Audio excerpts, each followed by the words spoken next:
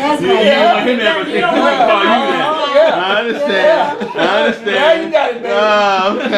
Okay. You He come was out like, the you ain't right reading way. this book. No, you You never ain't getting read this this book. knowledge. I never No, get no, through you that don't need book. to know this. Right. You never.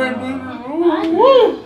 It was a good film out too, but I would let him read it. You know, and that to me says something, because today music is kind of the new medium for books, right? Books you had a lot of easy access to, probably easier access to back then than music, right? You know, you just didn't have a cassette tape player to listen to music on the ship, right? But today music is very accessible. And a lot of the music, you know, you hear black people saying nigga or this or that, you know, and so you have a lot of white people that have that music, right? And they listen to it, you know, and I hear it often, you know, where like I've even gotten some arguments with other black people about, you know, when I hear their white friend say that word in passing, like, you know, video games or whatever, and I'm like, didn't you just hear what he said? Like, oh, it's cool, you know, we all listen to the same music, or you know, it's not that big of a deal, you know, he's my friend, I know what he means by that, and I'm like, do you really know what he means by that? Because him using it is not the same as you using it, you know, not that even you should use it, but so to hear you say, I don't want my white friends to hear or to read the word nigga in a book because I didn't want them using it. Right. It's a lot different than today, and I think that really even spells out more confusion that we have about racism today because we don't see it like you saw it, right? You don't. There's the, you know, you can walk down the same street as a white person and not have to get off to the side, right? Today, and racism just seems to be a bit more refined today in the sense of like it won't be so blatant, but it happens all the time, you know, whether I'm on the job and I'm a project manager for a living. That's what I do, right? I manage projects dealing with typically IT, information technology, so like servers and just different programs and software and so forth. You know, I could be leading a meeting, you know, where I'm supposed to be the one leading it, and somebody else will just take over.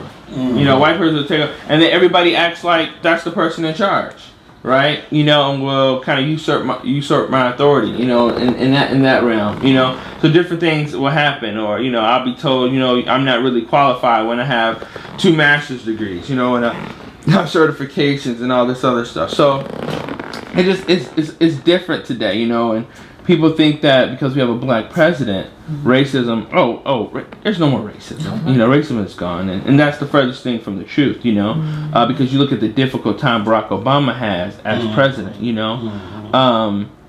But yeah, so did you ever think that you would see a black president? No. It didn't occur to me that I would ever see black president. What was it, because you thought white people would never vote for one?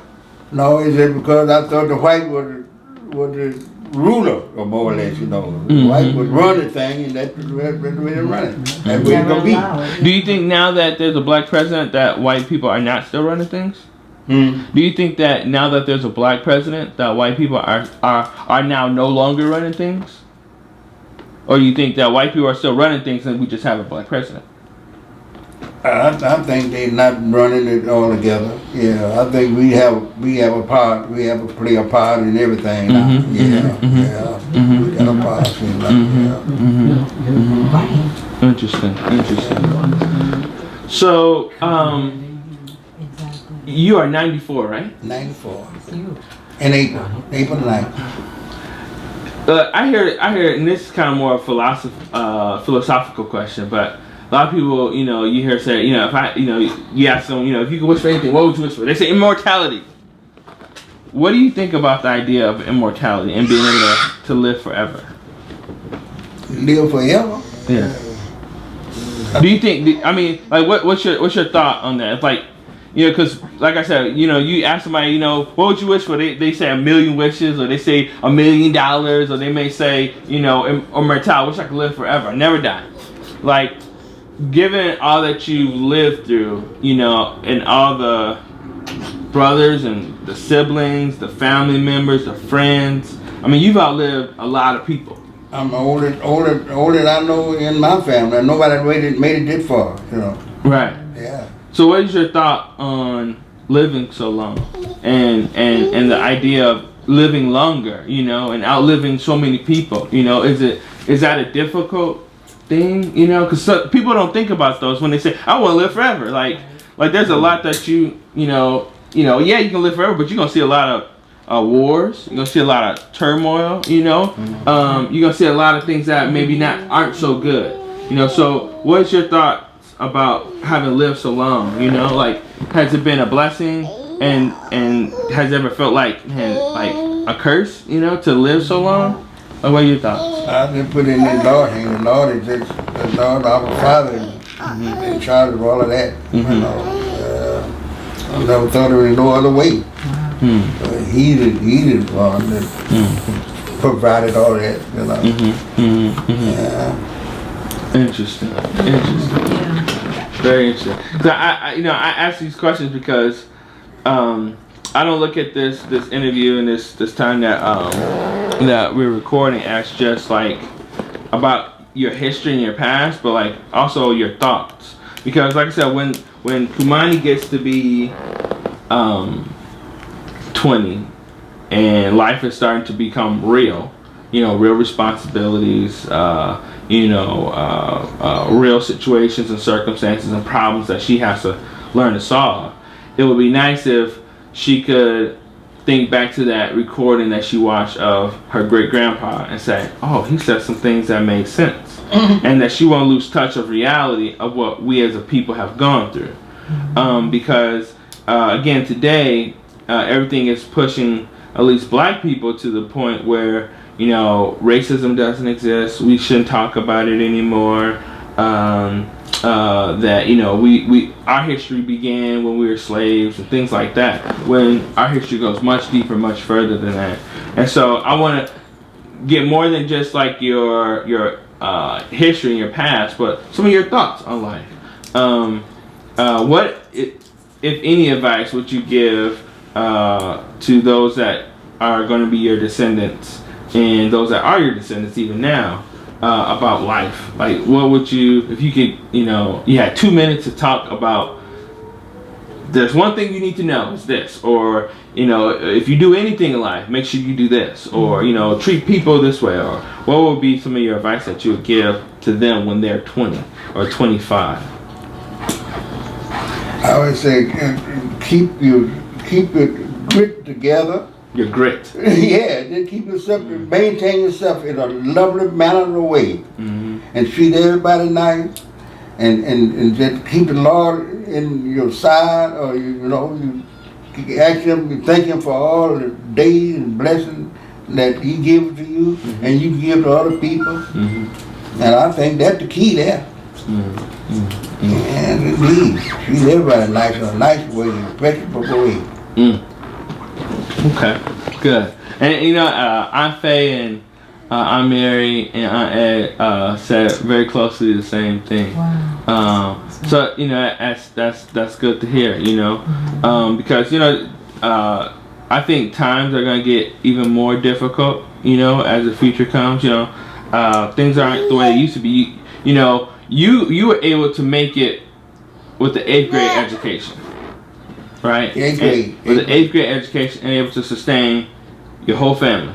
Right? And even came out with the pension that still pays you to this day. Right? That's not possible today. You know?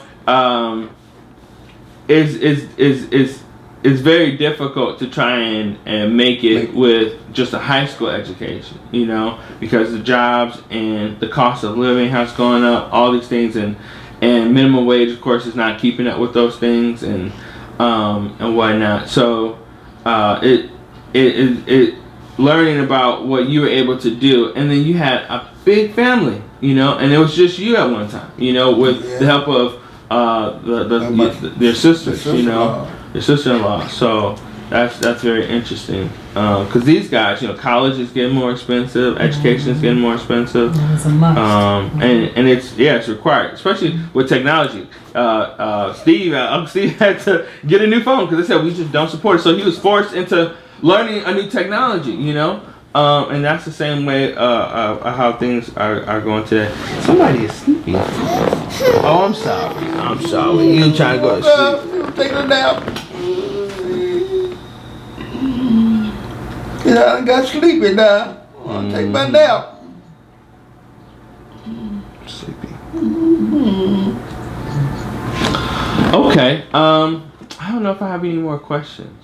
Is there anything else that you want to talk about? I'm just so proud and to be alive and make it to 94. I never thought of getting this old, Mm-hmm. And nobody that I think the only person I ever knew, really, I had a friend and she made it to 101, And I never thought of getting to 100. And sometimes I think that I'll make it to 100. I think the way you getting around, you may make it 115. Because, and it was after the interview that we had with Aunt Ed and Aunt Faye and Aunt Mary, we all left and we went to the hotel, and on our drive to the hotel, Cody's like, they still get around. They don't even look their age. They don't look their age at all. She said, Aunt Ed was 84, right? Aunt Ed is 84? Mm-hmm. Right? So. Aunt Ed, Cody said, she's 84, and she got up, walked out the house, got in the car, and drove away. Didn't use a cane, did she? And didn't use a cane. And she's like, that's amazing. I said, Cody, you gonna live to 125 with the way your family. Be like the lady in Ainsley, she was 116, Right. The lady in Ainsley. She just passed. Yeah, she passed. The other 2 days ago or something. Yeah, just passed. 116. Yeah. And it's not just Cody's, not just y'all side of the family that's like that. Cody's dad. Is up there. He gets around. He's like 71 years old, and he gets around like me or anybody else. You know what I mean? So Cody's family, you guys, y'all got some really good genes. Because y'all, like I said, it's not just Cody's mom's side, but Cody's dad's side, family live long too. They have a long lifespan. It's my side I gotta be watched out for. Yeah. My father passed when he was 63. Oh no. And his parents, my mother's parents, passed away at a young age. I think my grandfather, my mother's side, my mother's father, passed away when he was about 60 something as well. And then their mothers passed away very early on. That was not due to old age or whatever, but that was and that wasn't due to his hereditary. But my dad was 59 when he passed, and my mother was young in that. I got an own deputy there somewhere.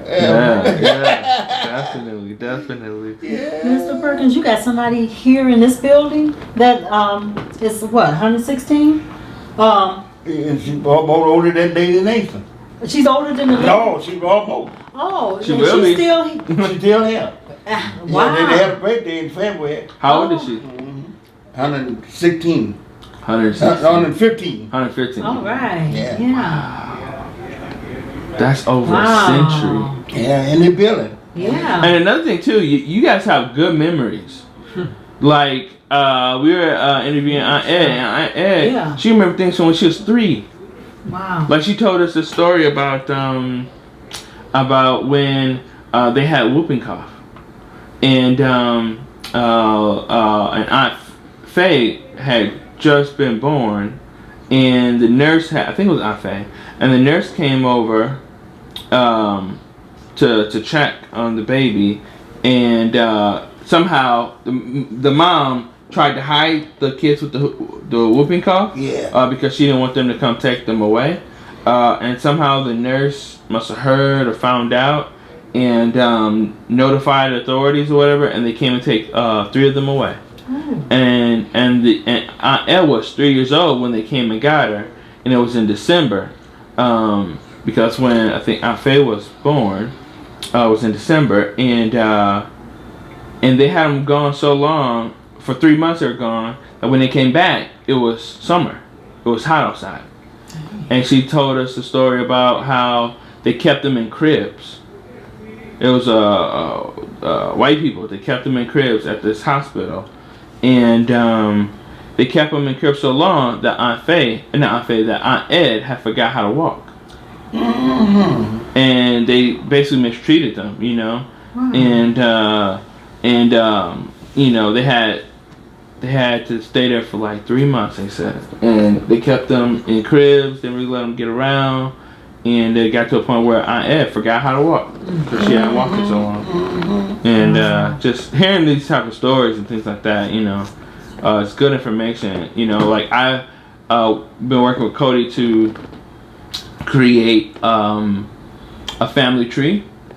And on my side of the family, whether it be my mother or my father, I can't get to the 4th generation back. So I know my dad, of course, Willie Hyles. His father was Marshall Hyles, and his father was Moses Hyles. And after that, it just goes blank, you know. And Aunt Ed and Aunt Mary and Aunt Faye were telling us about how their grandmother, or no, their grandfather, I think it was born during the time of slavery. Mm-hmm. And he was what's called a not field child. Oh, I forgot the name of it. But basically, that his father was a slave owner. Mm-hmm. And had slept with one of the slaves in the field, and that's how he came about, you know. Yeah. So just hearing about like this stuff is just like really good to know, you know. And that's why I asked you, you know, how far back you can remember in terms of names of your grandparents, you know, and maybe their parents, you know. But yeah. So your father's name, one more time. William Blake. And your mother's name? Tempe Tony. Tempe Tony. T-M-P-I-E. Tempe. Some name. And do you know the years that they were born? I really don't know. Yeah. Mm-hmm. But my dad was 59 when he passed, and my mother was 42 when she passed. So, so how old were you when your dad passed? 15. I think I was 15. Yep, I'll figure it out from there. Yep. I was about 27 when my mother passed, I guess. Okay. And how old was she when she passed? 42. Okay. Yep, I'll be able to do the math from there. Yeah. I'll be able to do the math. Kind of short life, I say. And where were they born? Do you know where they were born? I believe they were born in Alabama, as far as I know. Of course, you know. Okay. And let me ask you this. See, this kind of information, like, my parents didn't talk to me too much about racism. I had to learn about that kind of on my own for the most part. But my mom did it. She talked a lot about her parents, at least, and about her family. My dad, somewhat so, not too much. But why do you think it is? Let me ask you this first. Did your parents talk to you about their parents a lot? No, sure didn't. I hardly knew my mother. I just didn't know my daddy mother. But I only seen about 2 times my daddy mother, and I never seen my mother never. So they didn't talk about them. Why do you think that was? Why do you think that was? That your parents didn't, you know, because that would seem, that's like me never talking about my mother or my father, and I couldn't imagine not doing that. Why do you think, at least to my kids, you know, why do you think that they didn't? Was it just, what do you think it was? I just think it was a way of life then. They didn't talk about them. That's all I can say. They didn't mention them. Yeah. Yeah, indeed. I never knew my mother, and never knew anything about her. Didn't even know her name. You know, nothing. My mother, wow, and dad. But I did get to see my dad, brother, one time, I told you. Did any of your other siblings become did any of your siblings become Masons? No. Did you ever invite anybody in to become? Oh a Mason? yeah, if I thought enough, you know, I thought that how he carried himself, I would, I could recommend him. You know. And did anybody that you recommended become Mason? A couple of guys did join. Wow. Yeah, a couple guys did join. Yeah. So, how far back do Freemasons go? Like, can you tell me that? Like, how far back the society or the group goes back in history? I was the first I can remember in the say 1800 is when they started up. Yeah, 1800. Okay. Yeah. That's really interesting. What does that I mean? What is that? I had to keep on you. That many eyes, somebody watching you all the time over there. Oh, that's what that means. Somebody's always watching. Somebody got an eye on you, boy. I say, All right. Okay. I understand. Yeah, I don't need to know no more. You know, so, you can hear me. I don't want to know no more. No, that's interesting. Hey, no, sit down. I'm not playing right you now. know, as the world changes today, is there anything that fascinates you about this world the way it is now? As the world is changing all the time, is there anything that fascinates you about the world right now at this time? Yeah, I think it have. Yeah, I believe it have because when I was younger, you know, I didn't know too much about nothing. Like I say, I was didn't even have a radio. The first radio I heard was when Joe Lewis had that fight, you know. Yeah. And that was amazing. He had some boys like that, you know. Yeah, coming from a box. Yeah, boy, that was something else, bro. And I had to walk 3 miles to get to the radio. Was there any a bit of technology that came out that you like? They got what out now? Was there any technology that had came out that amazed you, like maybe a flat screen TV or airplanes or Well, I tell you what, almost a telephone. See, I didn't know about the telephone a long time before I knew about the telephone. Oh wow! When did you first use the telephone? Like, how you remember how old you were when you first saw a telephone, use a telephone? Oh, I was about 18 years old. Oh, when you probably came up to here, huh? Yeah. I think my uncle and them, they had a telephone when I got here. Wow. Yeah, I knew about no telephone. You hear somebody else and you like, that's interesting. Because in the book by Sherman Williams, Black and White as I See It, he talks about, sit down JJ, when he first, hey, I suggest you cut it out. Look at me. That's enough. I'm about to take that PS Vita from you and you won't have anything to play with. And you're going to sit there and you're going to be quiet. You're going to go to sleep just like Ceci. Do you understand? Yes. Okay. Are we done? You finished? Yes. Okay. Watch your attitude, mister. Again, this is all on camera, buddy. Okay, I'm gonna show it to your first girlfriend. So what was I gonna ask? Oh, What's the radio business, huh? I forget. Oh no, I was talking about Richard Sherman and Black and White, as I said. He talked about like first time he used a toilet that flushes. Like he hadn't, you know, all the time out before he moved, and like he never saw anything like that, you know. So you had to teach him a lot of things about basic technology, you know, because in